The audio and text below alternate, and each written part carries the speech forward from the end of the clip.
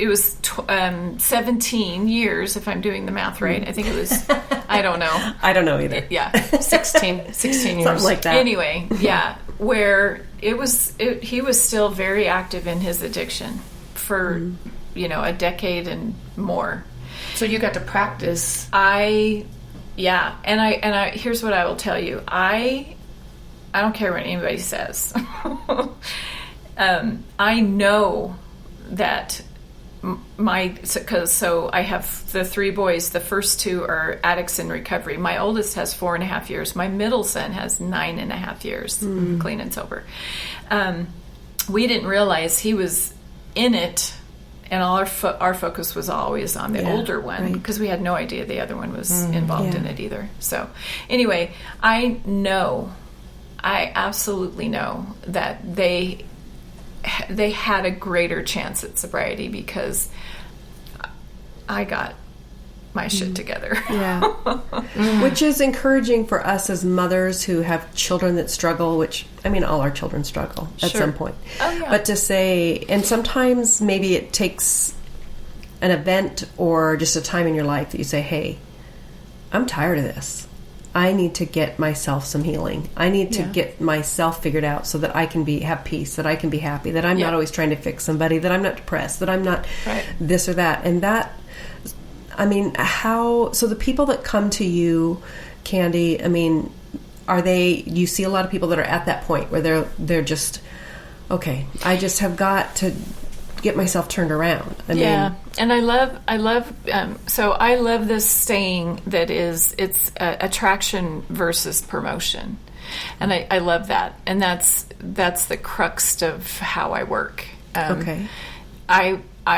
People align or are attracted versus promotion. So I'm on this podcast, I'm promoting, but the people that hear this are the people that will need to. I gotcha. That's there's an organic nature to it. Right. About a year ago, I got a divine nudge that I needed to put myself out there more. And literally for the previous 19 years, I never marketed, never had to. It was always referral. I worked with one person. I've worked with countless families in 20 years, and you might come to me and I end up seeing sister-in-laws, cousins, aunts, whatever, in a particular family. And I love watching that because it's like, oh, this family's ready. They want this. And so that's just been remarkable for me to watch. And to watch families break patterns so that the next generations don't continue to carry the burden of somebody else. Yep. And I watched Kandy work a little bit with my son, and I loved that she said she could feel his apprehension, and she said, you don't have to believe this, but it will still work. And she continued to do some work with him and ask him questions and do some other things that, and I still think it's one of the things that helped him move forward and is doing, much better today. Yeah. Because of, even the one time that you worked with him. Yeah. Now, you talked a little bit about the therapy that you first went to, and what kind of things, maybe kind of in a nutshell, what would somebody expect if they went to see someone to get those emotional releases? Or, I mean, that I have no... Or if they come to her. Yeah. You specifically, or they need that kind of work done. What do they kind of... what do they expect? It's probably worth telling this, and that is, so I don't know, maybe 10 years into my marriage, we lived within, 15 minutes of my parents. And like my husband would talk about, he could drive in the driveway at night or from work, and he could just tell by sitting in the car in the driveway whether or not I had talked to my mom that day. Oh my. He could totally feel the energy in the driveway. Wow. So he'd walk in the house, and, the closer he got to me, sure enough, he figured, okay, talked to mom today, did you? And it's, I did. So I first went to traditional therapy for two solid years every week. Like counseling or something like that? Yeah, talk therapy. Mm-hmm. Yeah, psychotherapist. Okay. Gotcha. So let's say, I don't remember the day, but let's say my appointment was Wednesday, okay? So I would bawl like crazy during that session, 50 minutes, by the way, and then he'd roll his sleeve back, look at the clock, and, we were done. Dry up the tears, get out. Yeah, exactly. And then it took me 2 days to recover from that. And then I had Saturday and Sunday, it was quasi-normal. But then Monday and Tuesday, I'm now anticipating Wednesday, right? And I'm a mess. Yeah. So that was a fun cycle we were in for two years. And I don't want to discount anything I've done, because I did it so it had some place. But I don't know, other than being validated, that because there's a part of you, especially as a kid, when this is all there's a part of you that goes, is there really anything going on, or am I just am I making this up? Am I just making this up? Mm-hmm. Yeah. So the one thing I walked away from traditional therapy was total validation that it was crazy town. Yeah, which at my house we do need that. We need that validation for sure in our life. Yeah. So then where'd you go next after that? So then we moved out of state. We put 1,000 miles in between my parents and I, which was an absolute, and my husband could see that it just had to happen. Yeah. And that was helpful. And then, then I'm driving down a street one day, like maybe, a month after we'd moved out of state, and I hear the words study NLP. And I didn't know what NLP was. I wasn't even sure I heard that correctly.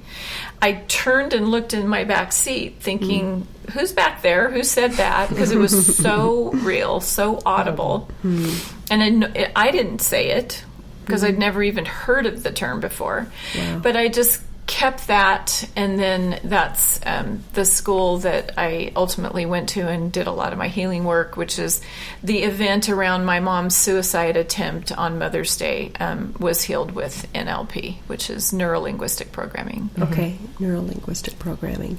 And so when you do that, so what is that? So I know traditional therapy. So if I go to see a regular therapist, we're talking back and forth, or I'm talking mostly. And then something like that, if I saw somebody with that, so and NLP, as an example, so NLP is where you're identifying where the energy might be stored in the body. Okay. And then linguistic, so we'll break it down, right? So linguistic has to do with language. So you're going to put language to what you're feeling. The neuro part is the fact that there's energy that runs along neural pathways in the brain, and these so like the suicide attempt, my mom's suicide attempt, that's. Today we call that full-on trauma, and for me, I had PTSD. For sure, unquestionable. But back in the day, we called that a marker or a somatic marker, and those markers live on the neural paths. Okay, and they are electrically and magnetically charged, and they have a way of pulling us. With that electro and magnetic field, they pull us back down into that neural pathway. And I think mainly the reason for that is, hey, fix me. Hey, deal with this. Right. Right. So NLP, while it's a really powerful modality, and I still use it, and it's totally case by case, when I'm sitting with someone, I know exactly what to do. I'm just told, just like that, whoever that was. Divinity. I like to call it divinity. You have an intuition. Totally. It's whatever breathes us. Yes, exactly. Yeah. So I know just what to do. So I still use NLP, even though I've gone on to certify in some absolutely crazy good. It still blows my mind, some of the techniques. One technique in particular called EGT, the epigenetic technique. For example, I worked with a 74-year-old woman whose 44-year-old son had divorced, moved back in with his parents, and his goal was for her to witness his suicide. Oh, gosh. And she did. Oh. And so 16 months after the fact, she was still just struggling to, put one foot in front of the other. And this particular technique I did with her, at the end of one round, there's a few rounds that you do. At the end of one round, she opened her eyes, she grabbed my arm, she looked right at me, and she said, "Where did it go?" And I said, I knew what she was talking about, but I wanted to have her express it, right? So I said, "What do you mean? Where did what go?" And she goes, "Well, the pain. Like, it's gone." And then I spent, the rest of that session and several other sessions helping her deal with the guilt because she did not want to let go of the pain because, crazy as it sounds, that was a connection to her son. Right. And she thought if she gave up the pain... That's powerful. Right? If I give up the pain, then I'm basically dismissing him from my life. And I'm like, "Hey, hold the phone here. 44 years you spent with this kid. Yeah.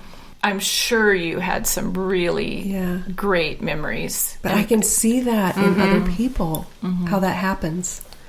Interesting. Wow. And I've actually worked with a few other parents who's were dealing with their children's suicides, and it's shown up every time. Wow.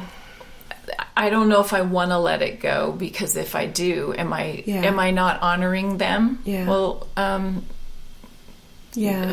course you are. In fact, they don't want to move on because they feel like, well, my kid chose to not move on, so how can I, So wow. Yeah, I love that. Well, and I'm looking into trauma therapy and all this kind of stuff, and the EMDR I talked to you a little bit about. Same kind of thing, the neural pathways and all of that is from what I've read about it. But I think that we just go through trauma in our life that we just let pull us in here and there and dictate how we respond to a lot of situations. And we need to... And in some cases, like, every Mother's Day for me. I wasn't choosing to get pulled into that, but there was that thing that was overtaking me. It's like I can't help myself. And people are like, yes, you can. You just choose. Sometimes it's beyond choosing. There's more than that. And that's kind of good to know, in that, some things are so hard we just want to will it away. But it doesn't go away. It's like my husband, trying to have a logical conversation with me. "Can you please just be nice? For Mother's Day, could you be nice?" Why can't you? Why can't you just be nice? And it's like, oh my gosh, if I want to really bad, but I don't know what this is. Yeah. Because I didn't have memory of that event. Right. I totally had repressed it. Right. So it wasn't till it all came out that it's like, oh, okay, now I get it. Yeah. I think this is going to help so many people out there that have moments like that where they're like, what in the F is wrong with me? Yeah. Why can't I, why every Mother's Day or birthday or why when this event happens, do I go through this? Well, and I think we're going to give Kandy will give your information so people can get a hold of you. And what if they're somewhere across the world or country and they need to get a hold of somebody that can help them? So I this is so funny. I just actually was talking to a prospective client before I got here, and he was saying to me, well, so who can you refer me to, because I live out of state. And I just said, well, I can work with you. You don't have to be in my same state. Well, how do you do that? And I'm like, in this day and age, it's called energy, first of all. But so I work with clients all over on Zoom, and energy, if you're in Florida and I'm in Utah, it's as if you're sitting right next to me when we're speaking energy. Well, and there's got to be other people like you out there, though, that are able to walk in that kind of a therapy. There's 122 of us on the planet right now that are trained in the particular technique that I'm referring to. Oh. So, well, why don't you give them your information? Like, how can they get a hold of you? And then we'll also put it in the notes when we